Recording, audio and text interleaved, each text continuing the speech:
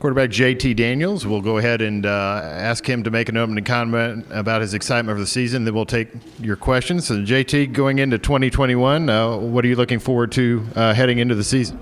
In general, I think we've done a great job as a team in how we've approached the off season and how much of importance we put on our core DNA and our team beliefs, and really setting a standard for how we are and who we are. And I think that really is going to help prepare us for a good 2021 season. All right, thank you, JT. If you have a question, Abby, Christian, and Catherine have microphones. We'll get one to you. We'll start here in the center section. JT right in front of me, about 4 rows back. Hey, JT, Jordan Hill with Opelika Auburn News. I want to ask about Demetris Robertson, who's coming over to Auburn. Just what is Auburn getting and being able to add a guy like that? Great person, a good friend of mine, and a great player. I can't say enough good about D-Rob. Since I've been here, him and I have been really good friends. We've been close. He's a great person, a great player, and we wish. I don't think anybody at Georgia will tell you that they wish anything but the best for him. Hey, JT, we're going to go back over to the right-hand side, along the right wall. JT, what would you say is your biggest strength heading into the 2021 season? In terms of as a player? Yes. I'd say my biggest strength is understanding my role of being the primary distributor. That is my job. I mean, I'm okay with the ball in my hands, but James Cook is really good with the ball in his hands. George Pickens is really good with the ball in his hands. We have a lot of players that, when they have the ball and in the right situation, do a lot of really good things. And my strength in what I do is, being able to read the defense and determine the best place for the ball to go. That's going to help us move the chains and score points. Okay, we'll go back over here in the center section on the left aisle. JT, Palmer Toms, Dogs 247. Obviously, you went through the transfer process last year. Have you shared any advice to the guys that are going through it this year about kind of getting used to a new situation? I really haven't had to. I'll be honest, when I transferred in, it wasn't difficult. There was no hazing process or I came in and people were like, oh, who's this guy? People were like, hey, what's up, Devontae Wyatt or Jordan Davis? I think there's just a lot of like-minded people when you transfer to from a high-performing school to another high-performing school. People just, take you in and let's start playing. Let's compete. Hey, JT, we'll go over to the right again on the near aisle. Hey, JT, Ryan Curley, Dog Post. How has your connection and the chemistry been going with Eric Gilbert so far this summer? It just keeps developing. And I've been asked more about Eric than anything else today. I keep saying the same thing. He is, there are players that have great talent and like football, and then there's guys like Eric that have great talent and love football. He takes the time he spends time with coaches, hours with coaches, to learn a brand new system, learn the signals, learn how specifically we run routes and how specifically, as receivers and tight ends, they read defenses. He's a weekend worker. He does a lot of the things that, really impress you regardless of his talent level, and then you add that to the level of talent that he brings, and he's a special player. JT will go over here on the left-hand side, about midway back. Yeah, Edgar Thompson with the Orlando Sentinel.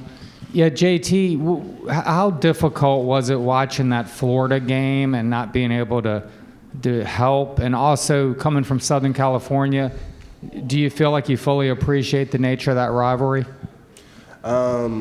So watching the game, it's tough because you lose and you lose to a rival. Because nobody wants to lose and nobody wants to lose to a rival. I think it's about as simple and cut and dry as that in terms of that. And then I think you hit a good point. Being from Southern Cal, I had not talked to Coach Smart until I hit the portal. I wasn't recruited by Georgia in high school, so the understanding the true I didn't grow up in Georgia to where I have the true Georgia-Florida rivalry, understood and, ingrained. I think Florida's a great team, and we look at them with a lot of respect. But that's a game that you circle, and there are games that you circle, and that's a big game. Okay, we'll go back over here to the right-hand side.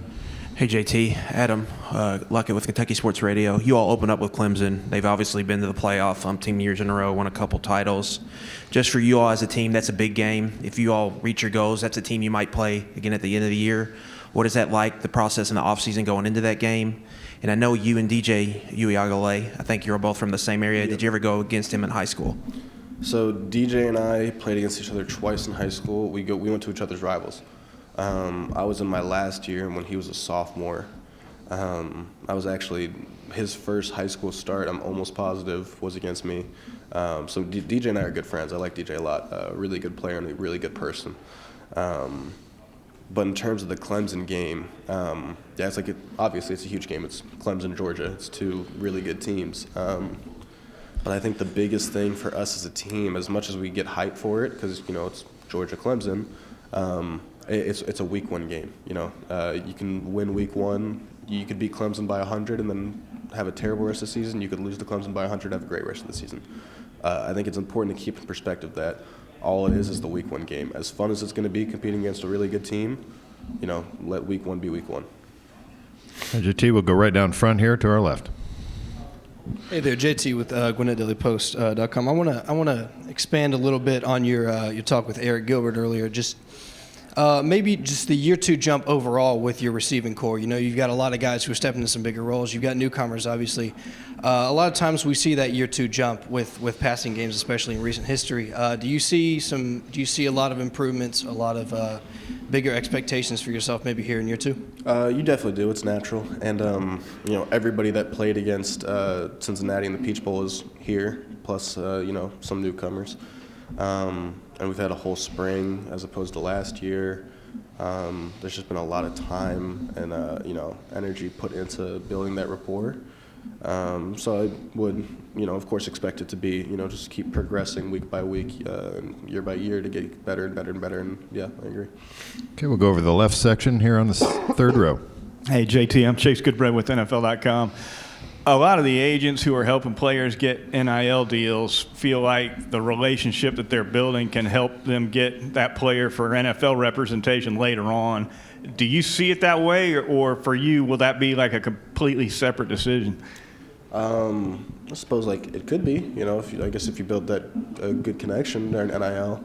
I think for, me and really a lot of guys that I've talked to, being that it came out July 1, it makes it pretty difficult to do anything, for it. For me, season mode kicks in June 1 when you come back from your May break, because that May break is the only time you have off for the rest of the year. I won't leave Athens unless it's an away game until after the season. So we're fully in season mode. I wish I could give you more about NIL, but it's just not a huge focus for really a lot of people that I've talked to. Okay, JT, we'll go in the middle section on the right side. Brandon? Hey, JT. Brandon Marcello, 24/7 Sports. As a transfer yourself and just the proliferation of the transfer portal, Georgia's been able to really kind of dominate the portal and getting former five-star guys. How important do you think that is to being able to compete for a championship this season nationally, but also why Georgia for all these guys, you think? It's really difficult to beat Georgia. When Georgia called me right away, I'm like, it's a top 5 team. It's a great school. It's a great staff. They have great players. What bad can you say about it? What can you say is a reason that I wouldn't go there? And I can't find any. So I think that definitely helps. I think Coach Smart is, he's the hardest worker you'll meet. So, he's any chance that he can get to give us an edge to win games, he's going to do.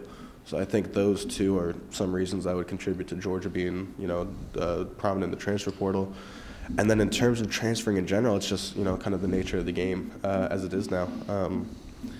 It's you either choose to play it or you choose to not. But, I think you get guys like Eric, and you just there's so many good players that Tyke and Darian Kendrick. You get a lot of great players in the transfer portal that do nothing but come and compete, help, and are great people. I don't see why you wouldn't take advantage of it. JT will go back down front here, front row. JD, Jake Nichols with Sports Illustrated Volunteer Country. Can you speak on your time with Velus Jones at USC and just any connection you've been able to maintain with him through your time at Georgia? Yeah, I've been trying to see him. I heard he's coming in around the same time I am.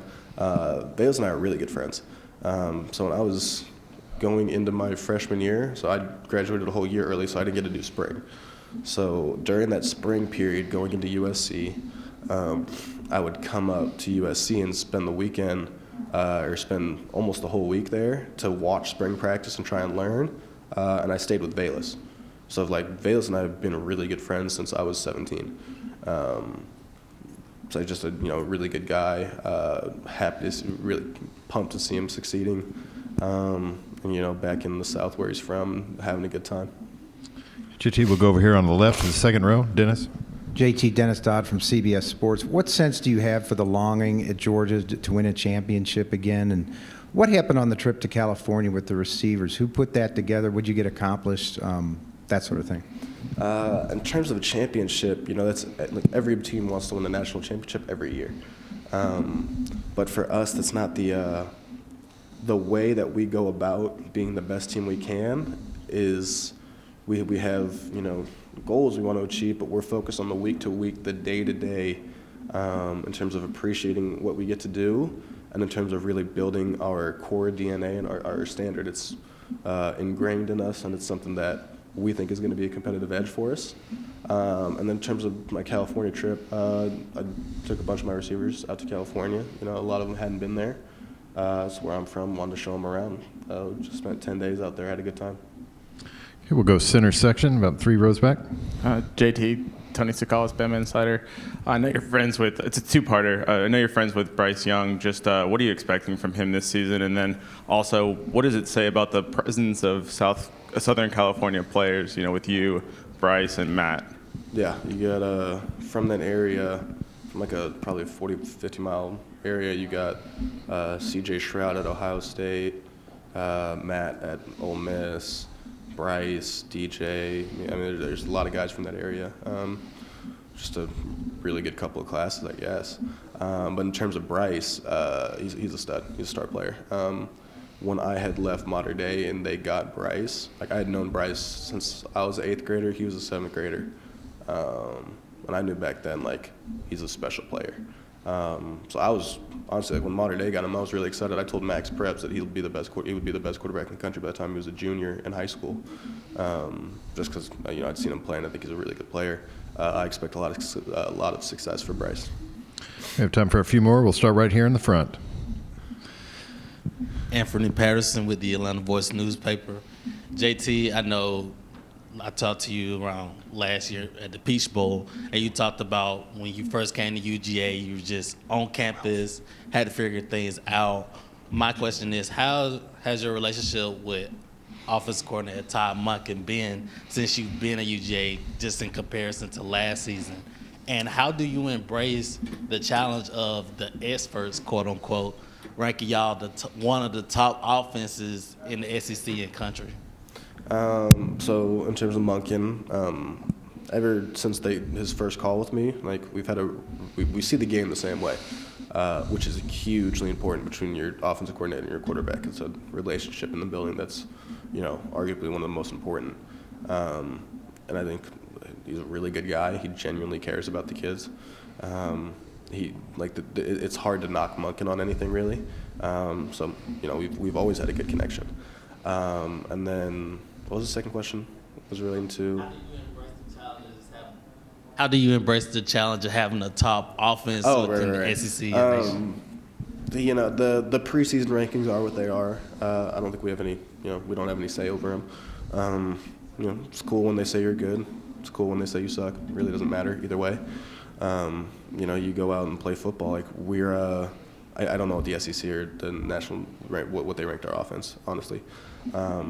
We just focus on what we can do in this coming week to be ready for next week, and then next week it's what can we do to be ready for camp, and then camp, you go through camp, and then it's what can we do to be ready for Clemson, and as soon as the horn blows at Clemson, it's what can we do to be focused for the next week.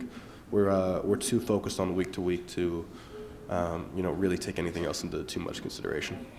Take one final one over here on the center section, left-hand side. Hey, JT, Connor Riley, Dog Nation. I'll ask you about another California quarterback.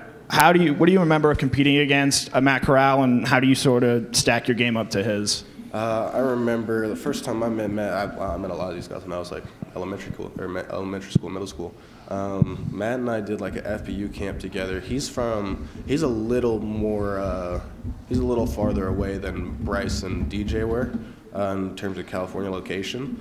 I remember in 7th grade we did a camp, and like I came there and I thought I was gonna be like by far the strongest, like biggest arm. Like I had a good arm when I was a 7th grader, and that dude Matt like rips it, as like a 7th grader. Like I thought he was a high schooler. I just always had a cannon, and like we became buddies instantly, and we've been good friends since then. We still talk. Like we met in camp last year. We hang out, when we're around each other. It's just a good relationship I have, similar with Bryce, similar with DJ. All right. Thank you for your time, JT. Thank you.